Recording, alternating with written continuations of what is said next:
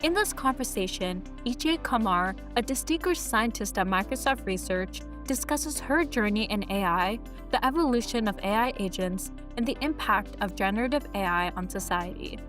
She explains the capabilities of AI agents compared to traditional chatbots, the development of the Autogen framework for multi-agent orchestration, and the applications of AI in healthcare and enterprises. Kamar emphasizes the importance of APIs for AI interaction, the potential for agents in the physical world, and the ethical considerations surrounding development. She also shares insights on the rapid progression of AI technology, the role of open source and innovation, and offers advice for entrepreneurs in the AI space.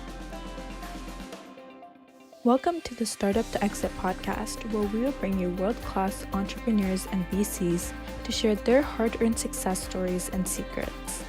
This podcast has been brought to you by TIE Seattle. TIE is a global nonprofit that focuses on fostering entrepreneurship. TIE Seattle offers a range of programs, including the Go Vertical Startup Creation Weekend, TIE Entrepreneur Institute, and the TIE Seattle Angel Network. We encourage you to become a TIE member so you can gain access to these great programs. To become a member, please visit www.seattle.tie.org. Now, a word from our sponsor. At JP Morgan Private Bank, wealth is understood to be more than just numbers. It's about creating a legacy, achieving dreams, and securing a family's future. With over $3.1 trillion in client assets under management globally, JP Morgan Private Bank is committed to providing customized financial advice that aligns with each client's unique goals. Clients benefit from a personalized approach, working closely with experts in philanthropy, family office management, fiduciary services, and special advisory services. The firm emphasizes building lasting relationships and ensuring that every financial strategy evolves with the needs of clients and their families.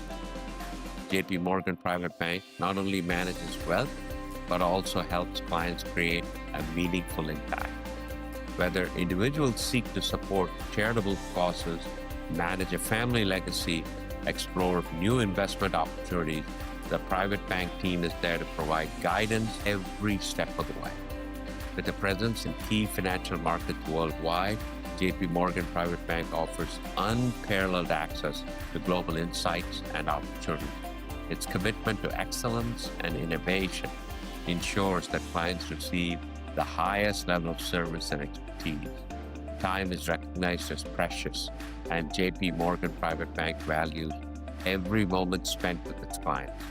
The mission is to make the financial journey as seamless and rewarding as possible, from the initial consultation to the ongoing management of assets. To learn how JP Morgan Private Bank can help clients achieve their goals, visit privatebank.jpmorgan. Connect with a dedicated team of specialists. Again, privatebank.jpmorgan.com. Thank you.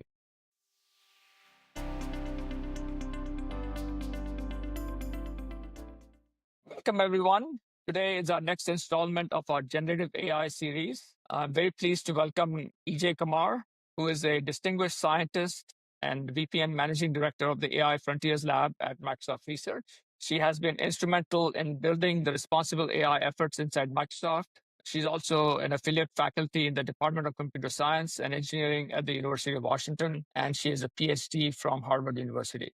So welcome, Ece. Thanks for having me. Great. So let's start with your background. Tell us about your journey to Microsoft. What got you interested in Microsoft Research and what you've been doing for the last 15 years? My journey started with my PhD work at Harvard under the advice of Professor Barbara Gross. And it is really interesting to think back right now because, believe me or not, but my PhD thesis in the year of 2010 was about AI agents and how AI agents were working with people.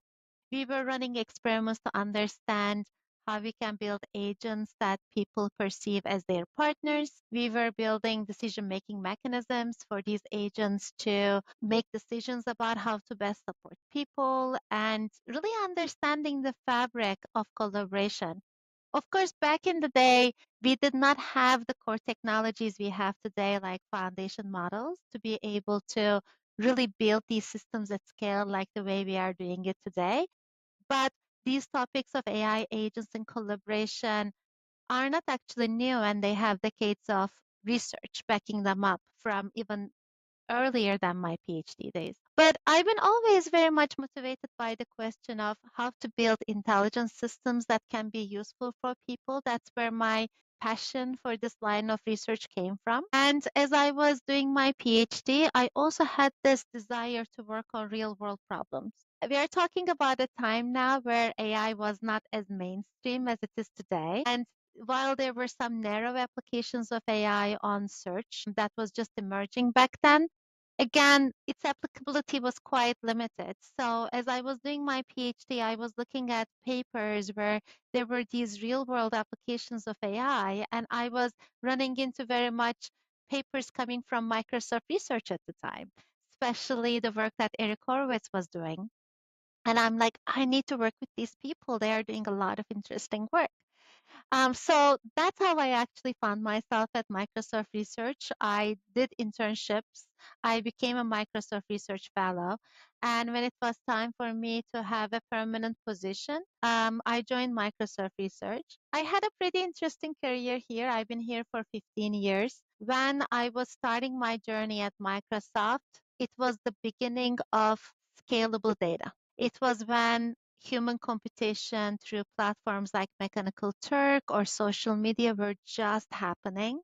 And for the first time ever, we could have access to scalable data representing people. And that was just an amazing moment to be in the field, to understand data, to look at data. And of course, soon enough, um, this data connected with hardware for machine learning through GPUs and deep learning algorithms having a new comeback. And when all these three factors came together, we started seeing first deep learning models. And through that, I actually got to see the impact of data on the behavior of machine learning models, and later started connected that to some of the responsible AI considerations around fairness, reliability, and safety. So that's how my work at Microsoft on responsible AI started. And of course, many of the things I worked on through the years gain a completely new meaning with the introduction of generative AI.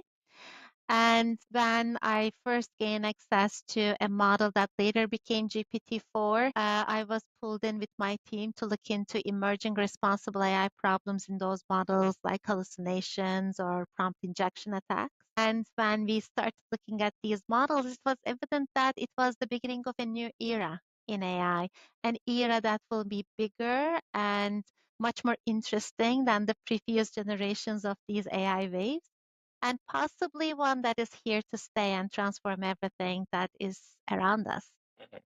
That's great. So let's start with some basics. How do you define an AI agent? When we think about AI agents, we think about computational systems that are able to perceive the world and act in that world and accomplish tasks through that perception action loop. There are certain things that separate agents from kind of the chatbots that this technology first started from.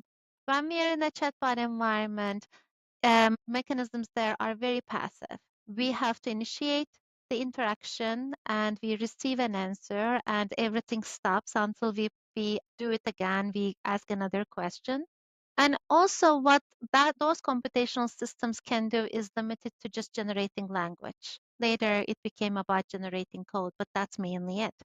When we are talking about agents, we are talking about autonomy, agents that are able to take a task and reason effectively about what it's going to take to make that task happen, and also actively interact with the world by, again, acting in it, taking an action instead of just generating language, perceiving how their actions are changing the world, and again, reason about what is the next best thing to do so that the state of the world gets closer to the desired task completion. And one of the important things here about agents is the concept of agency. Again, when we are talking about agents, we are not talking about passive entities. We are talking about entities that can actually act in the world and have autonomy in terms of achieving their goals. Those are the main things that separate the current wave of agents from what happened in the chatbot world. Okay, that's great. So at Microsoft Research, you have built an AutoGen framework to build agents. Can you tell us more about its capabilities? And then, what are some of the interesting applications that you've seen emerge from this framework? Yeah. So my organization at Microsoft Research AI Frontiers, we are always thinking about how this technology is how AI technologies are gonna evolve and change to get more done.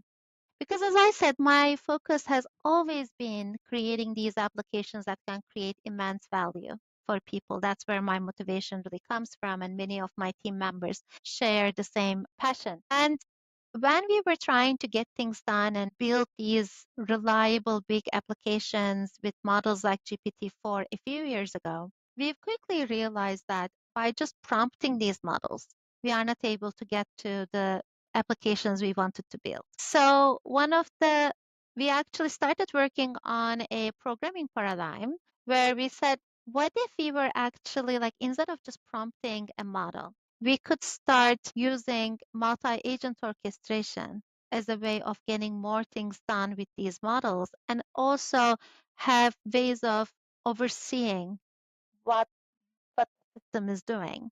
That's how AutoGen came up to me as a programming paradigm. So what we did there was that once we had a complex task, we could decompose it into smaller pieces and think about what kind of capabilities are needed for different parts of the task, spin off agents with specialized prompts, specialized memories, specialized tools to be able to carry out the different parts of the task, and use agents' chat interface, their internal chats with each other, as a way of composing the problem pieces together and get things done. So some of the known agentic patterns, like being able to decompose the problem and compose it back, or having agents looking over the solution, being able to verify and validate the solution quality or provide feedback to other agents in terms of how they are doing. These are all patterns that could be represented by this multi-agent abstraction of using the models. So that's where we started. In some ways, many of the things we want to do with these agents are inherently multi-agent.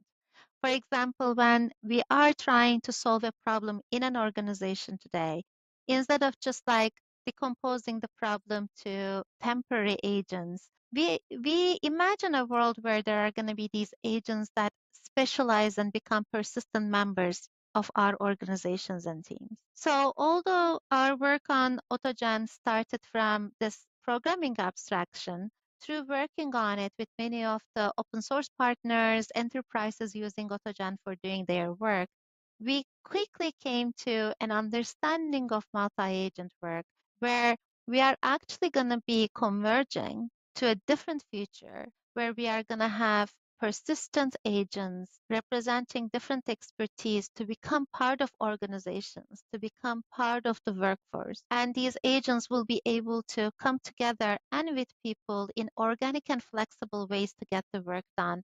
And that's how AutoGen evolved and changed shape to power a completely different way of working now, a notion that internally we have been calling society of agents, that is really hinted into how we imagine work is going to be shaping up into the future.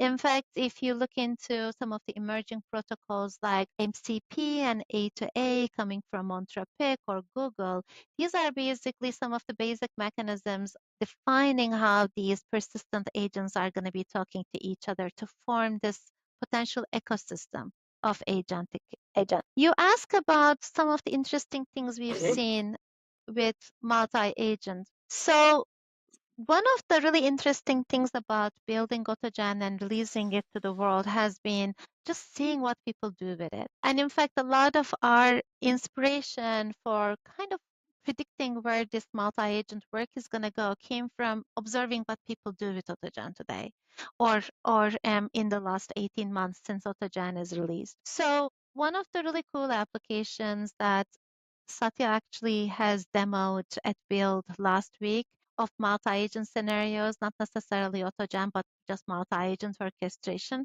has been this tumor board example. And in this tumor board scenario, it is basically an AI augmented instantiation of tumor boards that happen at hospitals all over the world, where there are these patients, cancer patients with complicated cases that may not be straightforward for a single doctor to come up with the treatment plan. Doctors of representing different specialties come together at these tumor board meetings to discuss this particular case. The problem is that, as you can imagine, the time of these specialists are very limited, and that limits how many patients can be seen at these tumor boards. In collaboration with the Stanford Hospital, Microsoft researchers have developed this multi-agent systems where different agents represent and support the different specialists at these hospitals and really facilitate and speed up and enrich the tumor board experience at these hospitals. That example is very close to my heart because when I was a PhD student, going back to your first question,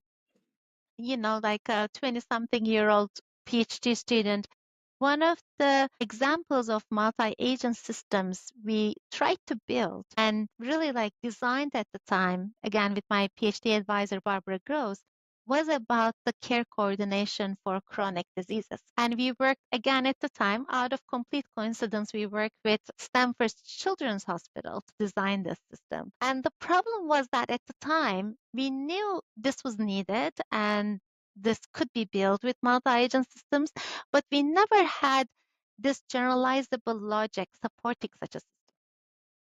We did not have these models back then. So all of our designs were based on, just ideas. It never became something running in the hospitals. And again, 15 years later, again, researchers at Microsoft Research are able to design a very similar system based on multi-agent orchestration. And now with platforms through teams that are inherently supporting multi-agent work, these agents are able to run at hospitals. And this is just an amazing, almost a 360 for me to see. Some other interesting examples are how enterprises around the world are using agents, using AutoGen. We are seeing companies that are not even technology companies starting to build agents that are representing different expertise they have there in their organizations. They are creating marketing agents and copyright agents and sales agents and legal agents.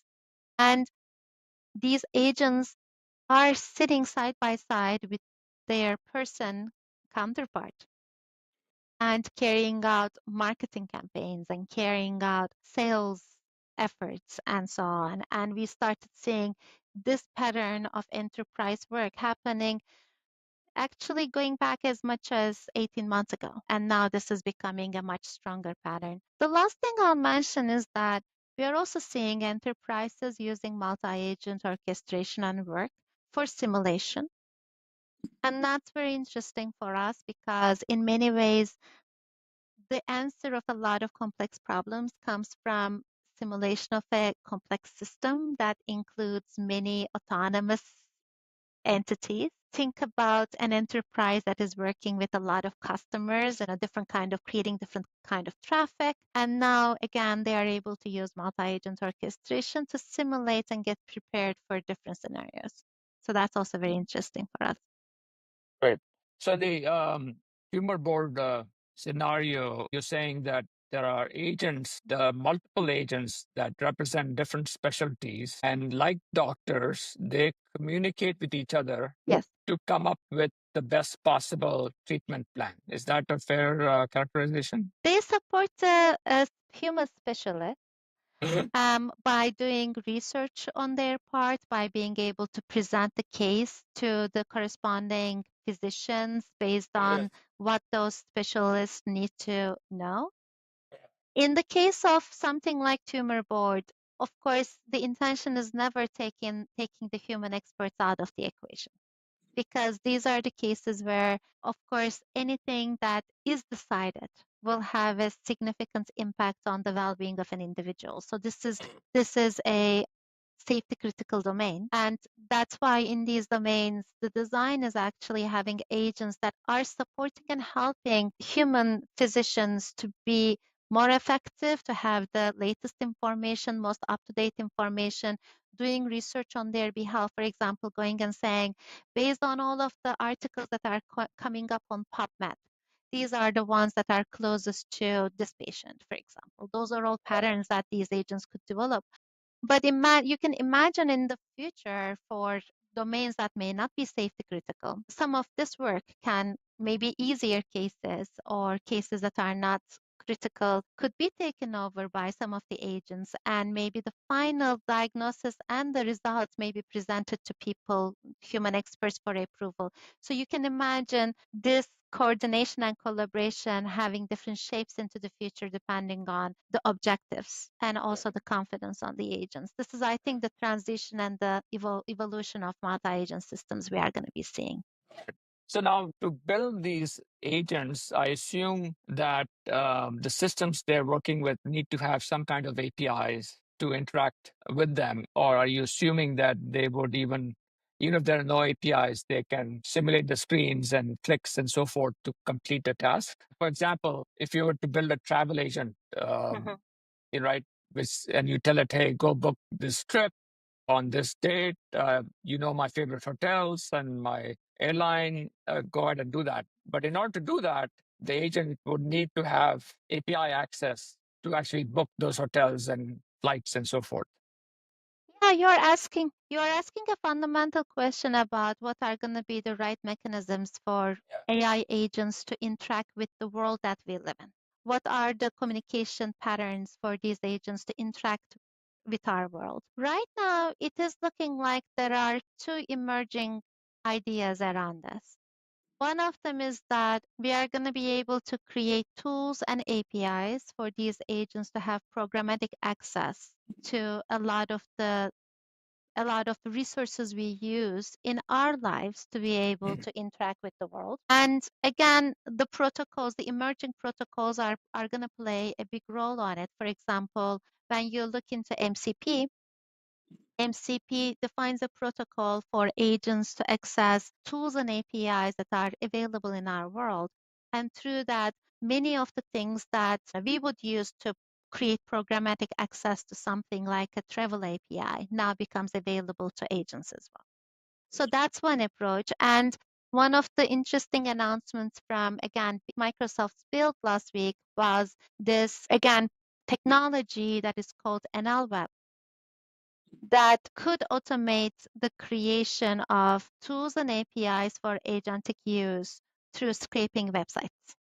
So if there is like a way of booking something through a website, there could be a mechanism that could scrape that website, find like what are the ways of interacting with that website and turn it into a tool for make it easy access for an agent. So that's definitely one path.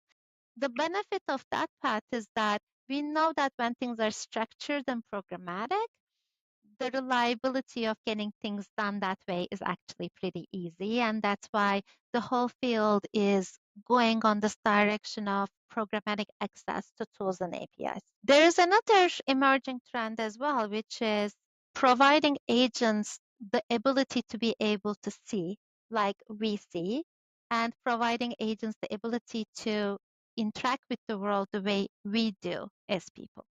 What I mean by that is looking at a website, being able to understand what is on that website, what are the clickable items on that website, being able to take actions on websites like we do, clicking the buttons, being able to fill them, text box, and so forth. My team has been doing some interesting work on that side as well. For example, we have released the OmniParser models, which is a small model we have built for turning any LLM to a computer use agent.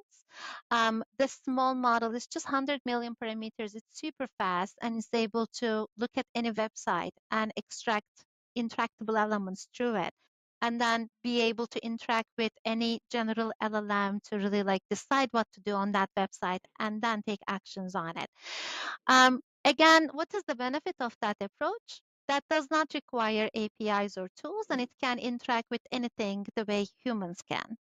I believe a combination of these two approaches are going to be how we are going to be able to make the whole web and the whole world accessible to agents eventually. And then there's going to be a question about how does these agents go beyond of just web and computers to the physical world. And that's why there has been also a lot of excitement about robotics, both Okay. actuators and perceptions.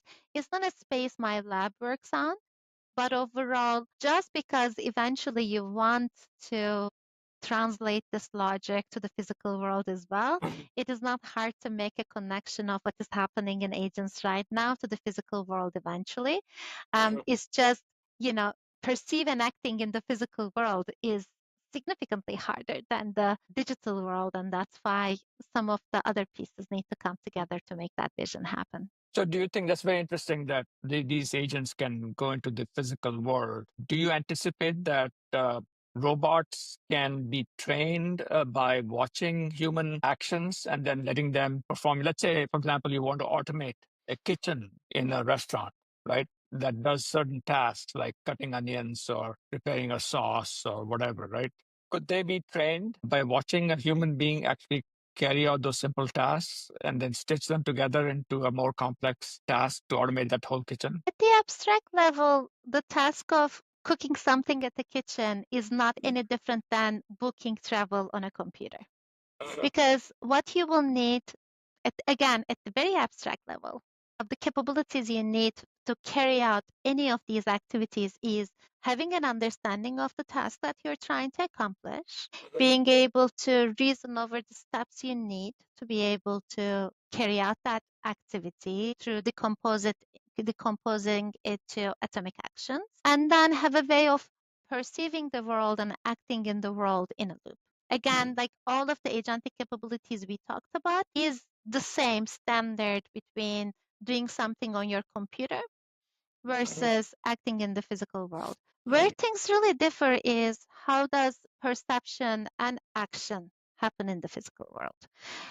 Again, right now we are pretty advanced in terms of how we are perceiving things on the digital world and how we are acting in the digital world. Those two capabilities now needs to be extended into the physical world. And similarly, the techniques we are developing right now in terms of learning will generalize as well.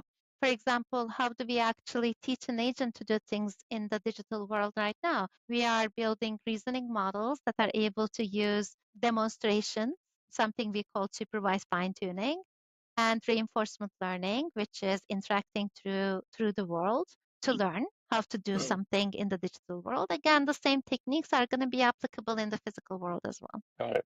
Got it. All right. Over to you, Gabri. Oh, thanks. Let's kind of go back a little bit, right? You said while you were doing research at Harvard for your PhD, working with your advisor, AI wasn't mainstream. Did you and your advisors or other researchers have a sense of when it might be mainstream, and has then been faster than what you guys thought then, 2010 to 2025, versus you thought, oh, it's going to take another 30 years, or was there a timeline, and has it met the expectation you had for that timeline? You know, I don't have to go back to my PhD days. I'm even imagining 2020 when some of these generative models were first coming up, like the GPT-3 models. Even at the time, I think if you showed me the progression today, I wouldn't believe it. It has been that fast and that surprising. I'm sure there has been people who had a better inkling, a better feeling than I had about how fast things were going to happen. But being honest, even sitting at a place like Microsoft, doing AI research at Microsoft, every day I'm surprised by how fast things are progressing and how real things are becoming. I think the moment that just opened my eyes to the phase transition we had was when I had access to an early version of GPT-4. I remember interacting with this model that I could ask general questions to. and I could also adapt this behavior just based on what I was putting into its context and how interactive it was. It wasn't this like narrow communication channel anymore. I could say things in natural language and it could say things back in natural language. The moment I lived through some of the first interactions there, I'm like, this is a game changer and nothing is going to be the same again. And that's why with some of my colleagues like Sebastian Babak, we ended up writing a paper called The Sparks of AGI at the time to really like tell to our academic friends this is the beginning of an era.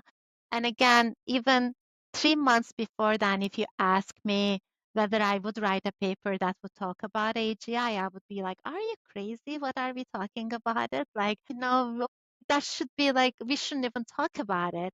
And then once we had that model and play with it, it's like, yeah, things are going to be so much faster than we thought. If you're asking about my PhD days, I wouldn't even dream of it.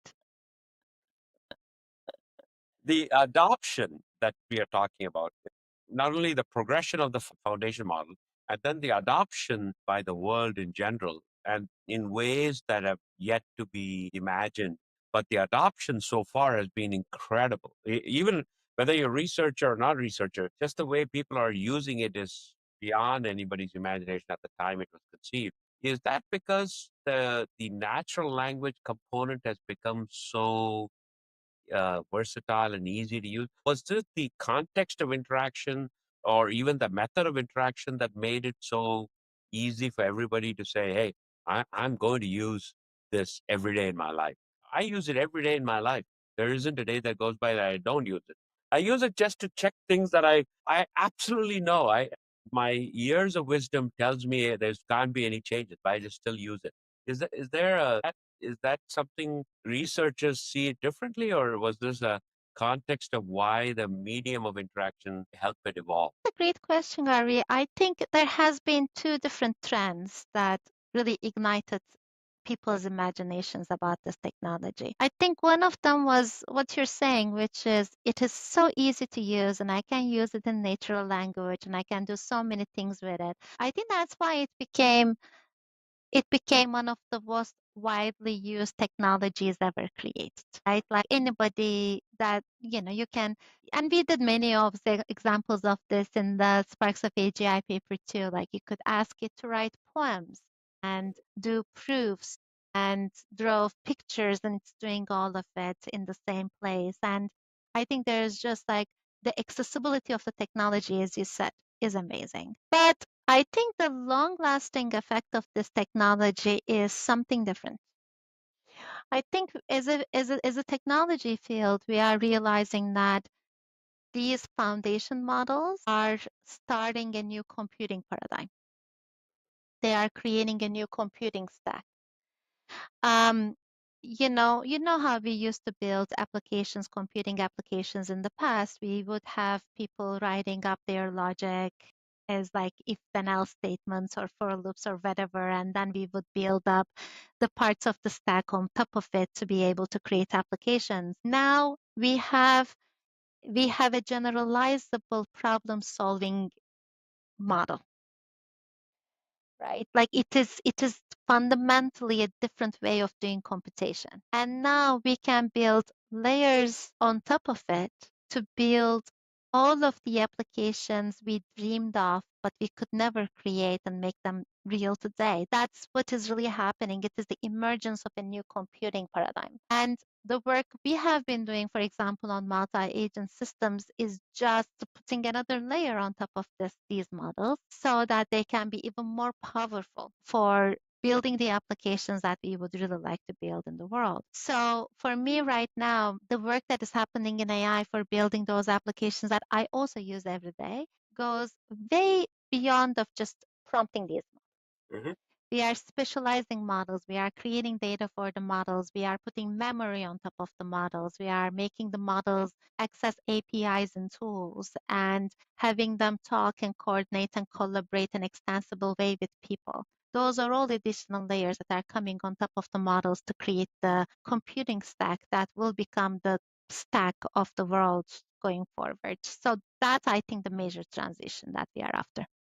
Mhm. Going back to the models itself, there's two.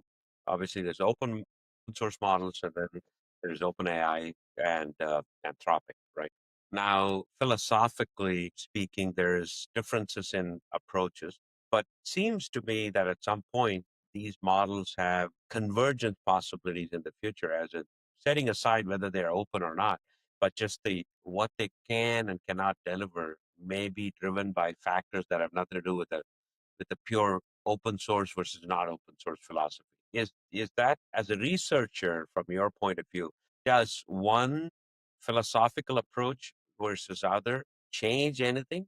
Because this is a very you're doing foundational research. It's not just applications within an enterprise. Yeah, there are different ways to look at your question about the closed models versus open models. One of the factors here is what do we imagine the model ecosystem to look like, again, for that computing paradigm that we just talked about. One of the predictions we made earlier was that yes, right now we have some models like GPT-4 that are at the frontier, but we always predicted that models would become commodities. They wouldn't become the differentiators. It wouldn't be like there's going to be one model to rule it all. And in fact, that came through. What we are seeing right now is that there are, I think, Foundry catalog at Microsoft has 1,800 models in it. And we are no longer saying that there is one model that is the best on everything. There is actually like frontier models that are more expensive but more general purpose and more powerful. But then we are able to create medium-sized or small models that with particular specialization, they could actually do things faster and cheaper and in more efficient ways. And for developers, all 1,800 of these models are available at their service. And they can choose one model to do one task, and they can choose another model to do something. And I believe the open source community is fueling a lot of innovation and specialization to create that diversity for the developer community, and it has been something beautiful. For example, my teams have been creating the Phi family of models, and we are functioning in the small model space. And what we have shown from Phi 1 to Phi 1.1 to Phi 2 to Phi 3 and finally Phi 4 this year is that we could, by being smart about how we train those models and how we generate the training data for those models, we are able to pack so much power into these small models and get so much more efficient. Just a few weeks ago, we have released the Phi 4 reasoning models, for example. They are all available in open source. And Phi 4 reasoning is a 14 billion parameter model that in some cases is able to match the performance of the 1 billion parameter R1 model. What we could really do through innovation in the space is completely mind-blowing that a 14 billion parameter is able to match the performance of a model that is 50 times larger at its size. And all of that is happening because there is a very lively open source community right now. And again, the work that DeepSeek has done with these R1 models is also amazing. They are able to show the world that many of those reasoning capabilities can be replicated. There's nothing really unique, and they have released a recipe for it. And that has been amazing for us. And we got that and said that we could probably do it with small models and went ahead and did it with small models. That is just what is happening with the open source community right now. And not only that, this leads to having many models that are at different points in the scaling law, cheap, expensive, general, specialized. But also now we can bring in our academic partners into the picture. We can have, the PhD students or professors at universities also bring in their ideas to it. And I think that's how we are going to get to much better models. The open source community has been just amazing, amazing for learning and innovation. So we kind of build on that particular thing with the developers and the open source community working so well and highly energetic. If you're advising entrepreneurs out there today who are, looking at the space in general, right? They could build, seems like they could build many things, horizontal models, small models, but from your vantage of a researcher just looking a little ahead, what advice would you give entrepreneurs to go solve for or take advantage of, because there are so many things that can be done, but some are going to be done better than the others, or some are going to be more innovative than the others without even getting to the base layer of this foundation model or silicon. They could just still solve a whole lot of things above, seems like to me, that the combination of this agent framework and small models could be impactful from an enterprise perspective. But for an entrepreneur, that's got to be exciting to go solve. As a researcher, what advice would you give entrepreneurs out there to go look for so they can, advance their own startups? Yeah, that's a great question. So I have two particular thoughts about that. One is it feels like we are at such an inflection point right now because, particularly on agents, many core technology pieces are finally at a level of maturity for them to come together and build something integrative and cohesive. Just to give an example, right? We talked, like, even in this conversation, we talked about reasoning models. Reasoning models are likely to become a brain of these future agents, really bring in the tool calling and being able to retrieve information in active ways. The reasoning models is going to have a big role in terms of enabling the agents.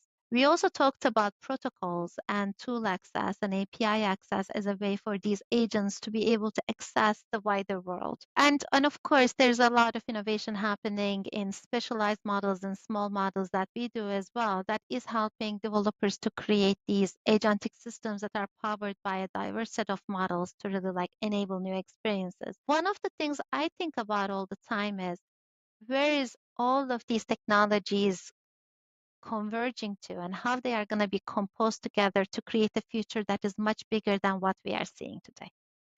Where are we really headed when all of these pieces come together? And I think asking that question is very fundamental for any entrepreneur to build something that's not only going to be relevant today, but it's going to be relevant going to the future as well. So my bet on that question is really thinking about ecosystems, thinking about like how agents, people, what kind of a network they are going to be able to create, and how we are going to be able to create outcomes that are much bigger than the sum of its parts as these pieces are going to come together. So I would really advise any entrepreneur to really try to imagine, like, I'm trying to do that. It's not easy with how fast the technology is changing, but like, what are our bets for where things are headed?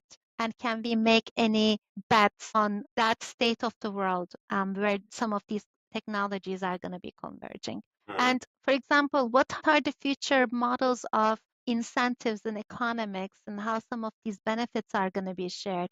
It just feels like we are just there, but we are not able to see that picture just yet. So that's, I think, a very important piece of it. The second is these technologies are still very much maturing. We are seeing, like, yes, reasoning models are going to have a lot of importance. Models that are going to be able to do specialized capabilities are going to be important. These communication mechanisms are going to be important. But it still takes, like, it's still early to build something that is just going to work in every single domain.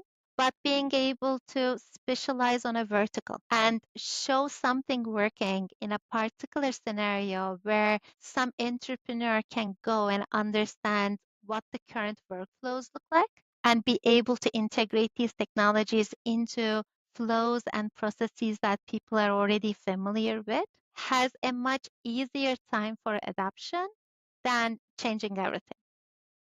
So that would be the second thing I would recommend. Like, is there a particular domain where the entrepreneur has a unique understanding of the processes and problems and the gaps and can use that know-how to be able to really like build something that works?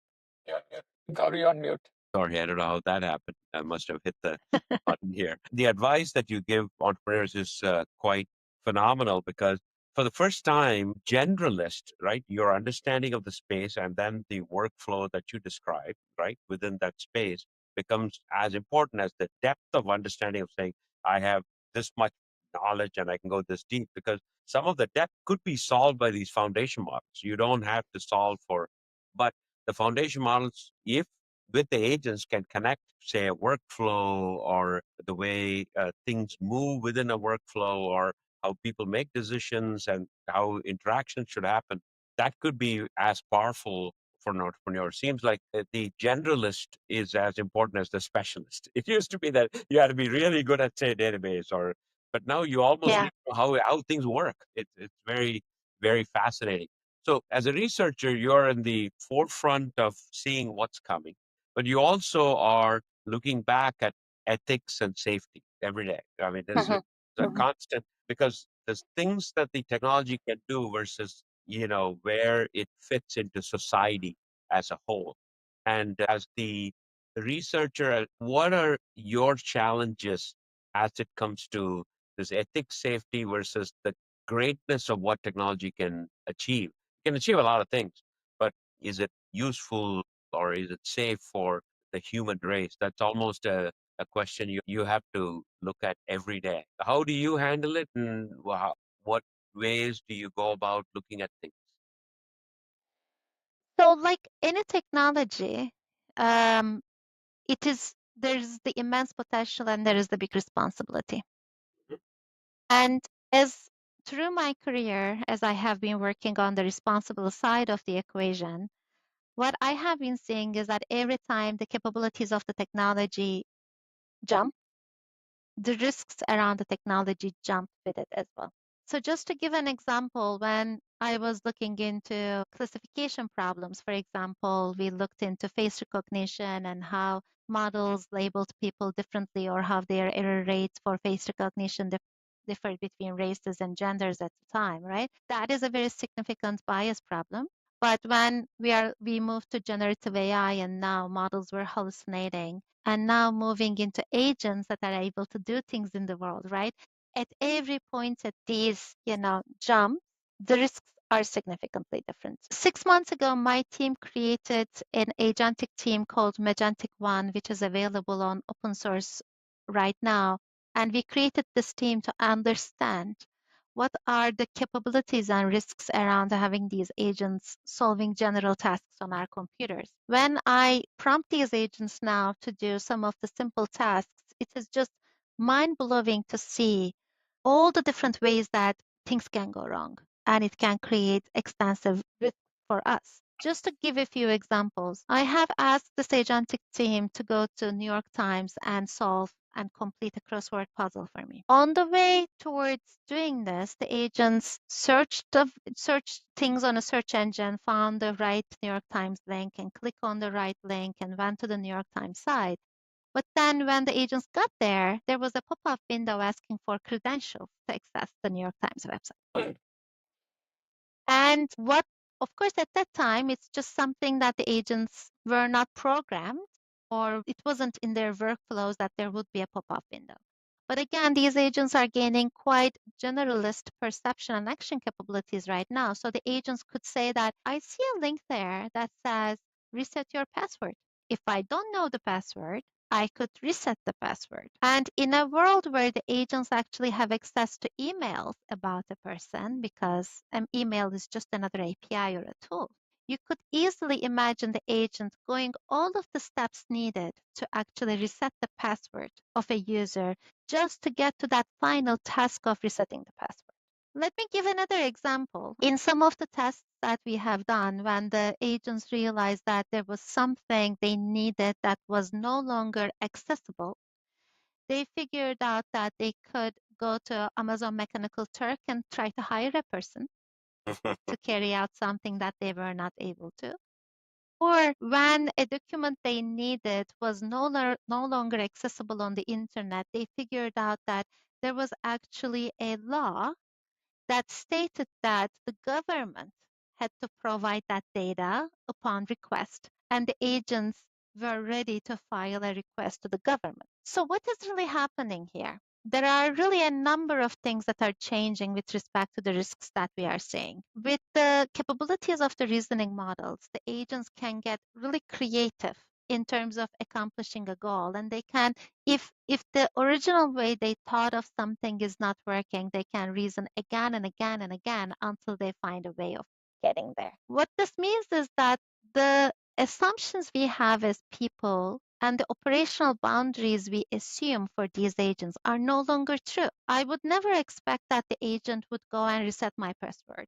I would never imagine that the agent would hire people on Amazon Mechanical Turk. I would never imagine that the agent would file a request with the government, but all of those things are actually possible now. Moreover, agents having access to tools and APIs, their action spaces are becoming pretty unbounded. So putting all of this together, you can imagine how the boundaries of these agents are significantly changing. So from my research lab, we have been looking into ways of doing a number of things that we think is going to be very critical for the reliable execution of these agents. One of them is in many domains, until we really understand these technologies, I cannot imagine these agents working without human accountability and oversight. That's why we have developed a system called Magentic UI and released it to actually at Build last week, where we have created these transparency layers between this agentic team and the user for the user to have full visibility over everything the agent is doing and intend to do. So in this Magentic UI system, the agents compose a plan and present the plan to the user before they act. The user is able to watch over everything the agent is doing and stop it when the user wants to take control. And moreover, whenever the agent is about to do an action that is irreversible, that you cannot take back, the agent stops and asks for explicit approval from the user before continuing. And we believe building these layers for both transparency and control and accountability and have ways for humans and agents executing together is going to be the way that we are going to learn a lot about these agents. We are going to be able to execute with them without running into some of the fundamental safety issues. And again, you talked about like the fundamental technology layer. This layer of interaction and control and safety is going to be even more critical than the fundamental technology layer to make these agents work in the real world. So this sort of goes to this the big debate in society is, are these jobs going to even be needed for humans that humans are doing today? Let's take the let's take a white collar job like programming, right? There's enough predictions that 40 to 50% by end of this year will be done by AI and so on and so forth. If you were to expand it, how do you view the world in where certain jobs will be done exclusively by agents, which are being done exclusively by humans today, because, versus solving for a bigger problem? Meaning, if I were, say, using this travel analogy that Shirish used, right? If my flight was delayed or something like that, right? Today I have to stand on either on hold on the phone or in the long line at the airport trying to rebook it. There, if you're an airline, they're just overwhelmed with this one event that happens, right? They cannot hire for that. It seems like AI would be a good use because no actual human agent will be replaced. But you don't need that many more programmers. You may need more agents to do it. So this conflict of will jobs be taken seems like a tough paradigm. There'll be some near-term losses while long-term gains. So would that be an accurate way? I'm more looking for your prediction of the next 5 years more than. Yes, yes. I think we're all looking for that, what do you call it, like the glass ball or like the magic ball to tell us like what the future is going to look like. And I think we are all struggling with understanding the long-term ramifications of the technology change and also understanding what the societal impact of this is going to look like. It is so much easier for me to think about like the safety risks and think about the layers for that. But you're right, building technology responsibly in the world is not only about minimizing the risks, but also think about these long-term ramifications and consequences and preparing the world for it. Just last week, I spent an afternoon testing the latest coding agents. And from downloading the latest libraries to creating an application without writing 0 lines of code, like I was able to build this application with the UI and everything. And I wrote 0 lines of code. Wow. So these technologies are just evolving at an increasing speed. They are becoming so useful. As you said, I'm also using these to become more effective in my daily life every single day. And based on some of the early research we've done, but this is now 2 years ago almost, that between a developer that is using technology like AI technologies, like GitHub Copilot or Cursor agents, to a developer that is not using these technologies, the productivity is doubled when developers were using even the early versions of GitHub Copilot. Now we are introducing software agents into the loop. We are introducing agents that are able to do PRs and solve bugs and all of it. I have a suspicion based on my experiences that the productivity gains are going to be more than double.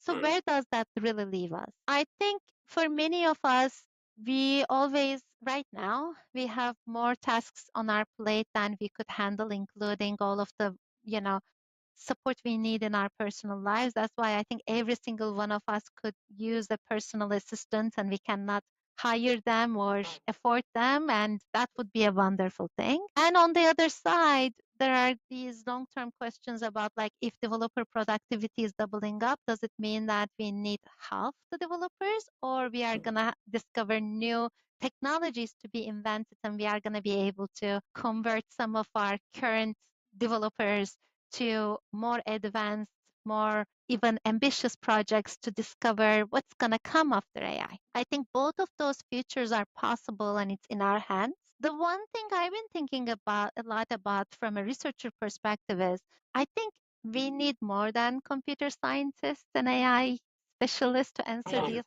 We actually need to bring in interdisciplinary experts, economists, social scientists, people who are able to look at the society and make better predictions than an AI expert like myself can do. And I'm really craving mechanisms that can have that multidisciplinary conversation, because this is the time to have it. This is the time to get to more clarity about where things are headed at a societal lens, and hopefully inspire some action based on that as well. It's not a question I can answer, but it's just a wish I can make as an AI researcher. Well, this is the best master class I've attended on AI. You take courses and all that. This is it covers a lot of topics, very simple, easy to understand. I'm just grateful that I was able to just sit back and listen. I don't even know I needed to ask questions. I was just asking as they went along. It's been incredible what you told us in the last 1 hour. I truly, truly appreciate it. Shirish, for some closeout of this great session. Thank you so much, EJ. This was a great conversation. Learned a lot about some of the latest research. Love to have you back in a year or so to see what the technology is progressing so fast. It'd be fantastic to see what's changed in 1 year's time. Thank you for your support of TIE, and thank you for coming on this conversation. Thanks for having me and for a really fun chat. And I'll take you up on your offer of revisiting this conversation in a year. Great. Yeah, thank you. Thank you. Thank you for listening to our podcast from Startup to Exit, brought to you by TIE Seattle. Assisting in production today are Isha Jain and Mini Verma. Please subscribe to our podcast and rate our podcast wherever you listen to them. Hope you enjoyed it.